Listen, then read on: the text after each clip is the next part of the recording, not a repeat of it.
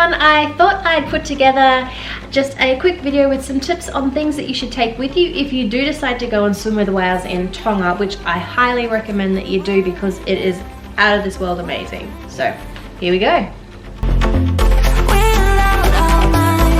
So even for those of you who don't think you get seasick, like myself, I definitely suggest you bring what is called Dramamine. This saved my life.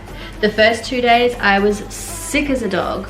I was hanging off the side of the boat, vomiting my guts up. It's a small boat, it's 8 hours and it's just, you know, rough seas and it's just, wow, it was far too much. I took 2 of them every morning, an hour before, well, usually an hour before I got on the boat and we went out, and cured the seasickness.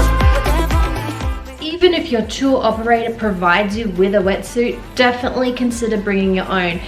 My main reason is gross. You don't really want to share the same wetsuit as anyone else. You know, people pee in that, so that's why I say buy your own. And they're not that expensive. It's a 2-3 millimeter wetsuit, so it's thinner in the legs, but it's 3 millimeter over the organ areas. Even though the water is lovely, it's the fact that you're getting in and out of the water constantly, and you're on the boat and there's wind and it gets very cold. So if you feel the cold at all, I definitely recommend this.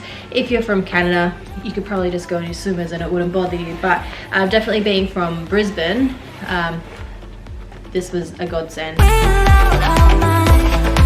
When you wear flippers all day and you're gonna go swimming in them, that's all good and well, but these things are rubber and they rub against your feet, and if you're not used to wearing flippers, you may end up getting blisters. So what I found, thanks to the lovely people in the place where I bought my wetsuit, were these lovely little things. Neoprene socks, best invention ever. So these little things will save your feet and you will thank me for telling you to buy these.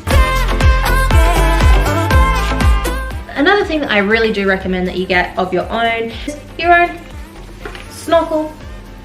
It doesn't have to be anything fancy, yeah, just that. And at least no one else has spat in the lenses, because that's also kind of gross. I'm not really into this whole sharing body fluids with random strangers. I mean, I'm sure that stuff gets clean, but ew.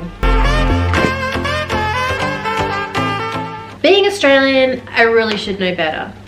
But of course I left it at home and got myself burnt to a crisp on the first day, which was just an embarrassment really, especially from all the slip slop slap ads that we've grown up with. But anyway, what I recommend to you to bring is a reef safe sun cream.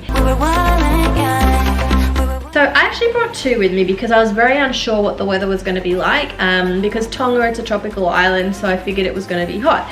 So I brought this, just a lightweight, like wind, it's more of a windbreaker, I guess. Yeah, this one was really great, especially on the sunnier days, because yeah, I didn't really need it to protect from the cold so much as just from the wind, and yeah, worked a charm. However, on the days that there's cloud, even though it's warm, it gets really cold, especially on the boat because you are going so fast. So I actually bought myself, well actually I already had this, but this is just a thicker waterproof jacket. Well, water resistant. I don't think it's really waterproof. I actually haven't really tried. Anyway, but yeah, definitely think about bringing one of these because it's the wind factor. That's what gets you. So even when you're wearing your full wetsuit but it's wet, it's actually cold. So yeah, it's always good to have one of these. Yeah.